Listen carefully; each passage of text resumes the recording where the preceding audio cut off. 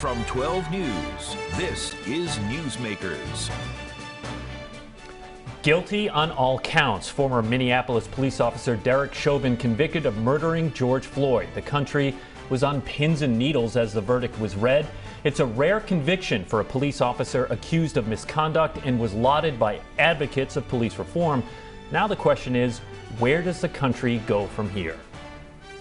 Welcome to Newsmakers. I'm Tim White alongside 12 News Politics editor Ted Nesi. Our guest this week to talk about all of that is the president of the Providence chapter of the NAACP, Jim Vincent. Jim, it's good to have you back in studio again. Well, thank you both, you Tim and you Ted, for having me back. I appreciate it. Let's start right there. I'm just curious, when the verdict was read earlier this week, what was your reaction? Well, you know, looking at the evidence, I mean, I did get summaries every day of what was going on. I couldn't see how it could be anything other than guilty on all counts, just looking at the case itself. However, you know, having a white police officer for being found guilty, killing a black victim, there was a little skepticism whether or not that could actually happen. So I had a little bit of skepticism, but when they came back and ruled the way they should have ruled because of the evidence, I was happy that they came back with the correct verdict. The toughest charge against him in now conviction was second-degree unintentional murder. There was also third-degree murder, and there was also second-degree manslaughter. Anything short of all of those convictions, would that have been an injustice in your eyes? In other words, if it were just second-degree manslaughter, or if it were the third-degree conviction, but he was acquitted of the other one, would that have been an injustice to you? Well, I would have been disappointed because I definitely thought it was second-degree murder at a minimum as opposed to a maximum. So I would have been disappointed to speculate what would have happened if that would have happened, something less than second-degree murder. I really can't tell you. I don't know. I can't speak for other people. I would have been disappointed because clearly it was second-degree murder.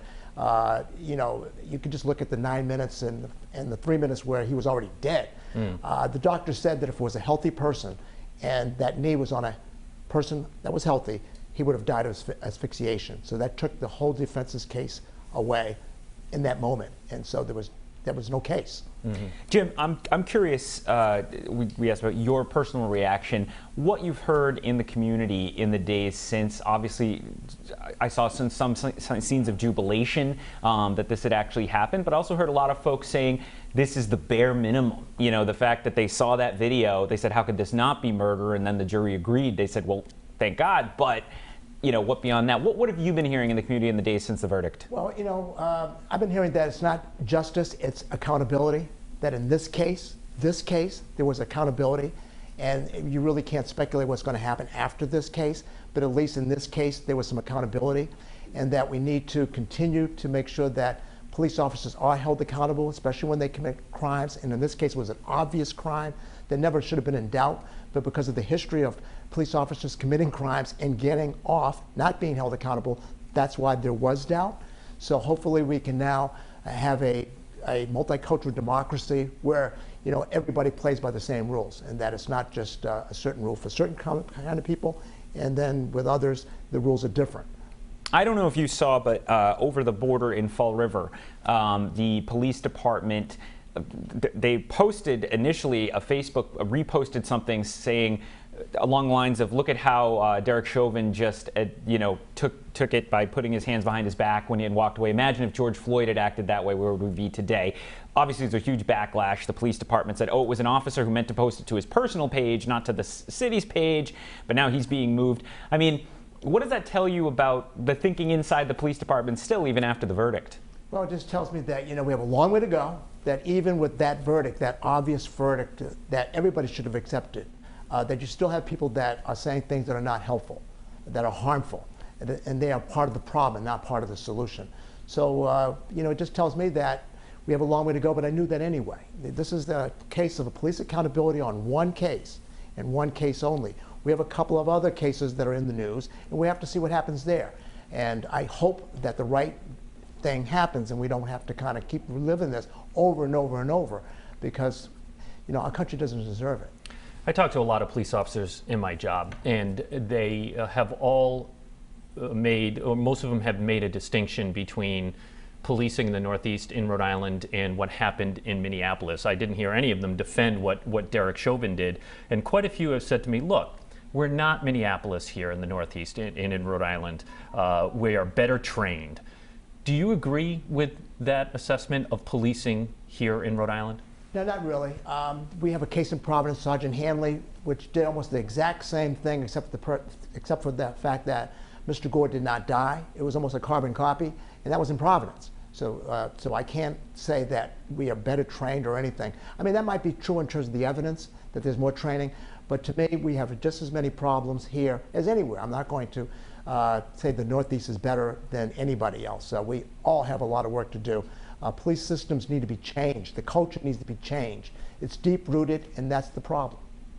I want to pivot off of Sergeant Hanley and talk about LEOBOR. This is the Law Enforcement Officer Bill of Rights law that governs police misconduct in Rhode Island. And earlier this week, Governor Mckee held a news conference to answer questions from reporters on a broad range of topics. Ted was there, and he asked the governor whether he supports any of the proposals in the General Assembly to reform the law. And let's take a listen. Here's what the governor said.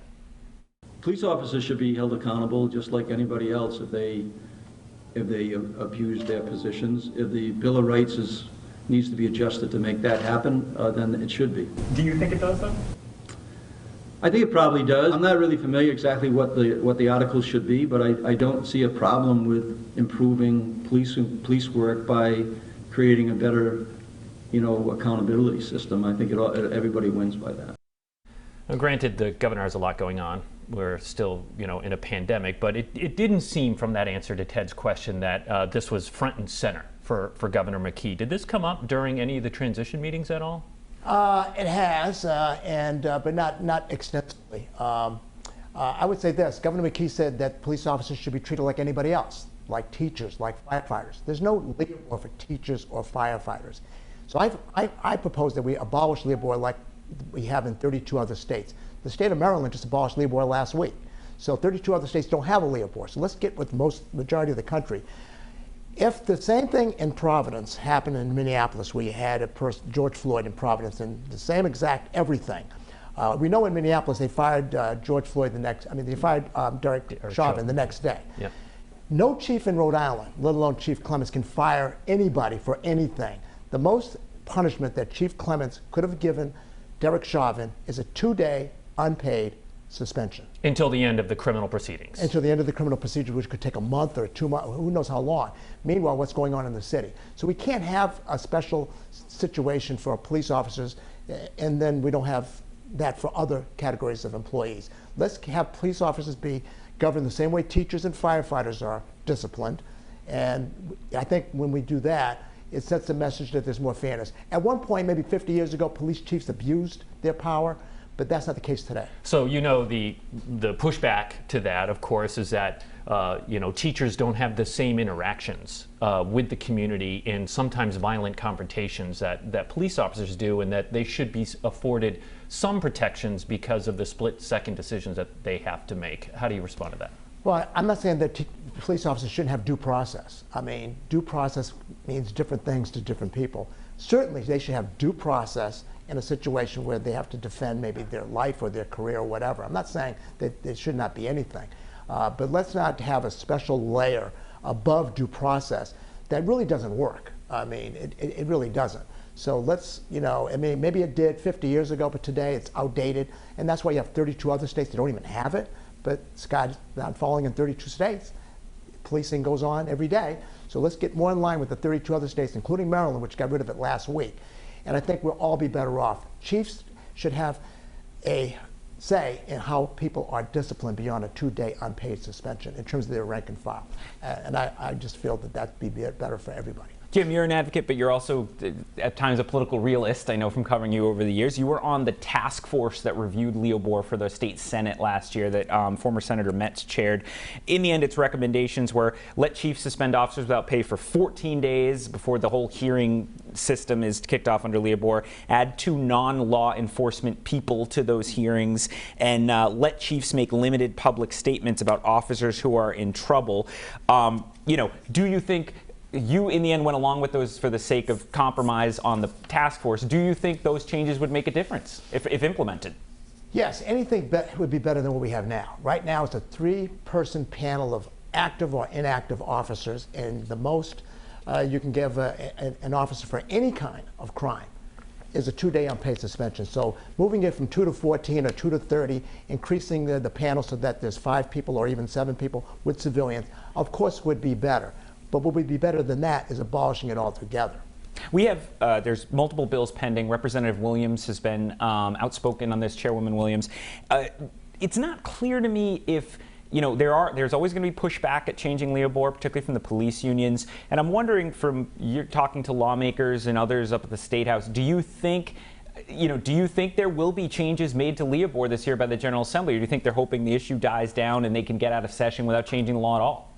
Hard to say. Hard to say. I'm hoping that there's an abolishment of Leobor, and if, at a minimum, if that cannot happen, then we have something akin to Senator Williams, not Senator, but Representative Williams and Representative Baptista's bill, which calls for 30 days suspension, where the chief can suspend somebody without pay for up to 30 days. At a minimum, I would hope that that would happen this year, but I'm an optimist. I think we can abolish it this year. I haven't seen any bills that are calling for the abolishment of Leobor, right? Yes, there's a bill in the Senate. Senator Tiara Mack has already introduced a bill. Well, I imagine when you were involved with the task force, you raised this idea as part of the discussion. How did that land? Well, I was one of 4 people that voted to abolish Leobor, and we were outvoted. There were 13 members on the panel? I think it was 13 members on the panel, and so we were outvoted. So it's like anything else. Then I made a suggestion for 30 days, and it was a tie vote. So you have to win the vote. So then I made a suggestion for 14 days because somebody in the panel thought that they would be amenable to a 14-day position. How important does video play a role in these cases now? We think with George Floyd, there was, we know with George Floyd, of course, there was cell phone video and there's body cam video with police officers. In the Hanley case that you cited, the body cam footage was pivotal, not just with Sergeant Hanley's body-worn camera, but the other officers that responded to that. If these cases had happened 20 years ago, would Derek Chauvin still be on the job? Absolutely. I don't think anything would have happened without video by a 17-year-old bystander. Right. Without that, even though there were police there to watch what happened, I'm sure they wouldn't have thrown him under the bus, tell the truth, and that's why they have charges against them, because they did not jump in when they should have. And I think he probably would have been acquitted, let alone a hung jury. And that's the problem. That's why we, in terms of the George Floyd Act, which is a federal bill, we need body cams for all officers. And we need the elimination of chokeholds for all officers. There's certain things that should be nationalized because its time has come. We can't keep murdering unarmed people. We have to stop. I want to ask you a little about some of the debate within the activist community. There's been a debate raging over the slogan, defund the police, that took off last year. I recently saw a comment from Whip Clyburn, who's the highest ranking black member of the House of Representatives, who said he thought that in the end wasn't helpful because it turned off people who were maybe open to changes on police accountability but don't agree with having no police forces at all in cities. What do you think of the effect of the slogan defund the police that took off last summer? Well, I don't know if there's any evidence at all that says that slogan made any difference in terms of won or lost House seats in Congress. I don't know if Clyburn has any information, Congressman Clyburn, that would substantiate what he said. However, I think that people jump to the conclusion that defund means abolishment. There are people that do feel that police forces should be abolished, but other people feel there should be reallocation of funds so that there's more mental health workers, more social workers, and there should be more of a public safety approach to it. Only 1% of calls that go to the police, maybe it's 4%. 4% of calls that go to the police department involve violent crime. The other 96% are victimless crimes. So let's not have people go to those cases, those scenes with a gun when a gun is not necessary. Well, when you look at Providence, do you think Providence currently has the right number of police officers, too many police officers, or too few police officers? Well, given what I just said, they probably have too many police officers because, as I said, only 4% of the calls are actively calls that involve violence. So if the other 96% involve nonviolence, then why do you need somebody with a gun? So if you don't need somebody with a gun, so that suggests that there probably should be less officers. How many less? I don't know.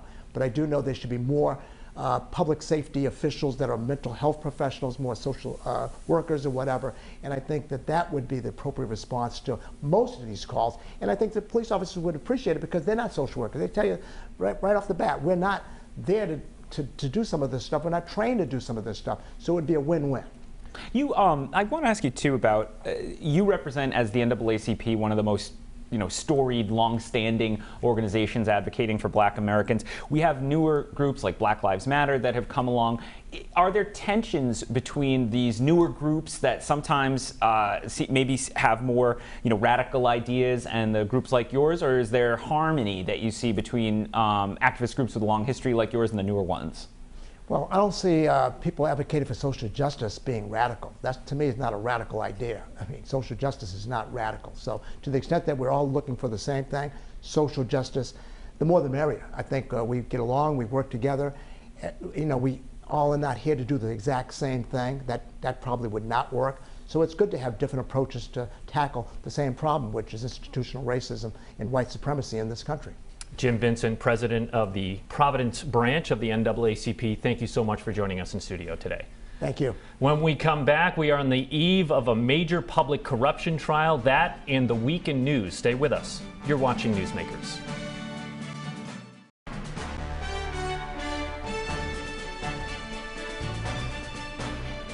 Welcome back to Newsmakers. I'm Tim White alongside 12 News Politics editor Ted Nesi. And Ted, we played a soundbite from Governor Mckee at a press conference earlier this week where we were in a conversation about Leobor with NAACP Providence branch president Jim Vincent about Leobor.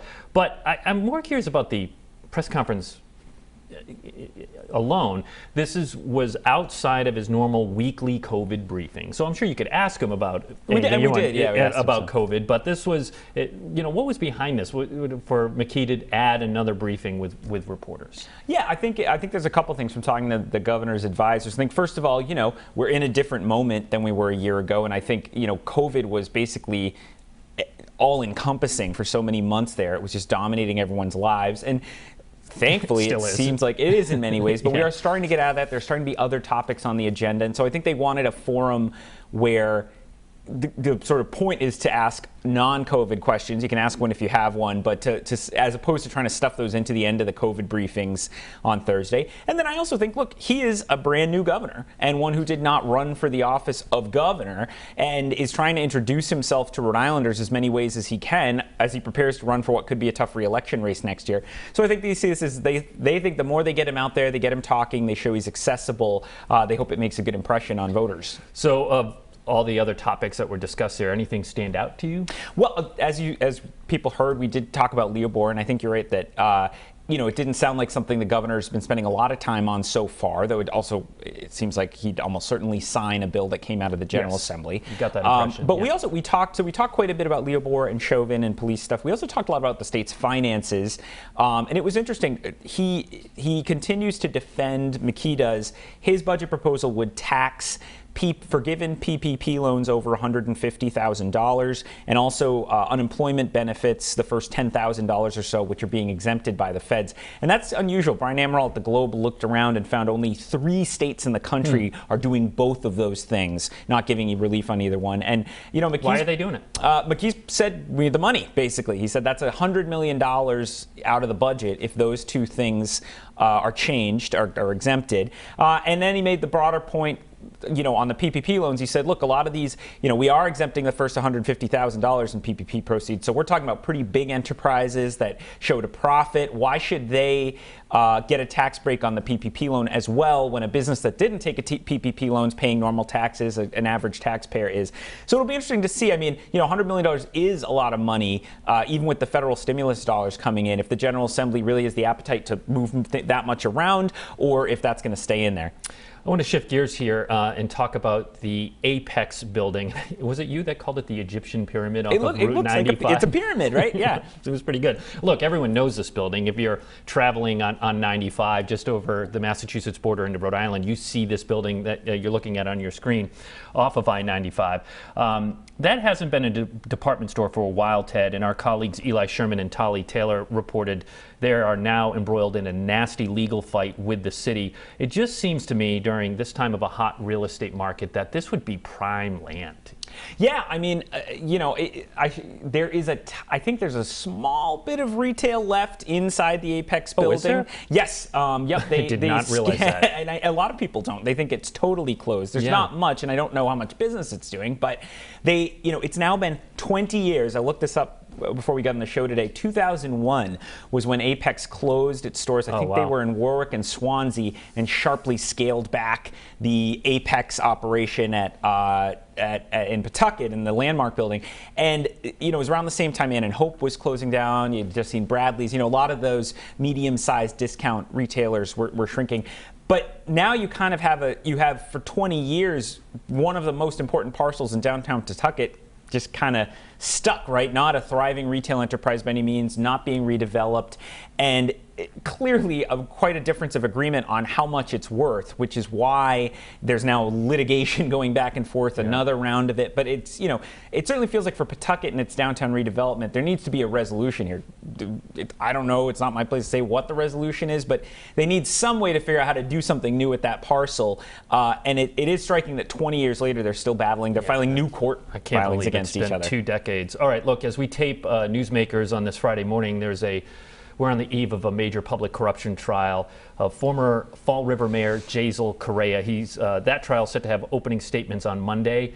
Jury selection has been happening all week. This is video of Jasiel Correia walking into Boston Federal Court in South Boston earlier this week. That was for the start of jury selection. I do want to note, though, if something happens today during jury selection, the opening statements could be pushed off. But again, that is slated for Monday. The case against him is essentially fraud and extortion. The main thrust is he's accused of shaking down businesses looking to open marijuana shops in Fall River. In other words, cash in exchange for his approval.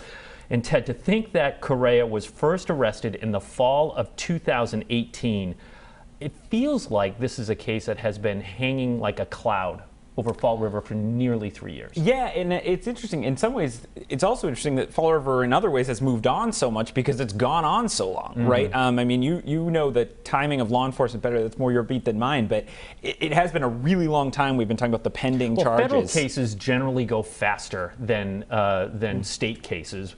Of course, the pandemic has everything to do with this being pushed back for almost a year now. Well, it's 2 cases in one, right? Because the first arrest of Jasiel Correia we covered was the Snow Owl app, and then the second arrest was the marijuana alleged shakedown. So I think one thing that's interesting is, if you compare Fall River and New Bedford, and both cities sometimes get annoyed when the two of them are compared, but the 2 South Coast cities, you have had a lot of political stability in New Bedford. Mayor John Mitchell's now been the mayor for 10 years. And whether you agree or disagree with his decisions, that's stability in City Hall. The same person running it, he has his team. I've lost count of how many mayors Fall River has had over the same period. But you do now have... or even just elections, because Correia survived recalls and this and that. But now you have, Paul Coogan's in place, the former school committee chair. So far been very accessible to reporters. We talked to him multiple times this week alone, I think. And Coogan told me he's planning to run for re-election. And it will be interesting to see if Coogan is able to sort of quiet down City Hall, have a bit less drama. You've had a lot of big personalities in the job of Fall River mayor in the last decade. I would say Coogan's a more understated fellow, I'll say, not trying to be, the mayor's watching, not trying to say anything negative. But so maybe Fall River's coming to a different place of a little more stability. But look, that's a city that struggled economically for years. They don't have the biggest commercial fishing port in the country the way New Bedford does to kind of anchor them, no pun intended, economically. So hopefully Fall River's getting out of this. But the mayor, it's going to be fascinating to see what comes out in the mayor's trial. All right, so finally here, the state opened up vaccines to 16 plus, and we're now starting to see what was predicted, Ted, which was supply outpacing demand. But you got your shot at the dunk this week. I wonder, how was your experience with that? I'm so young. I got eligible after you did. Right. But Kim clearing. My wife and I went, and I was just amazed by the logistics of it. I mean, it's like an army camp setup type of thing. I mean, you've got the National Guard is there, FEMA is there, REMA is there, other officials, the Department of Health's medical response team is there. And, you know, it was, in my experience, it was a very efficient operation. You make your appointment, you park, it's free, you walk in, they check you in like you're going to a hockey game at the dunk, get your card, you go down, you check in again, they check you for allergies, get in a line, get your shot. You wait the 15 minutes and you're done. They even have a system where they give you a QR code on your phone when you're sitting and waiting to make sure you don't have allergy to sign up for your second shot. Yeah. So, you know, sound like a pretty well-oiled machine. Certainly, my experience, it was very efficient, and it seemed like the people around me also felt that way. And you know, that word will probably help them get more people to sign up if people hear it's an easy in and out system. All right, we're out of time here. I want to thank our first half guest, which was the president of the NAACP branch of Providence. We had a long discussion about Derek Chauvin and Leobor. If you missed any of it, it is on WPRI.com. Thank you for watching. For Ted Nesi, I'm Tim White. Don't forget to sign up to our podcast. We'll see you next week on Newsmakers.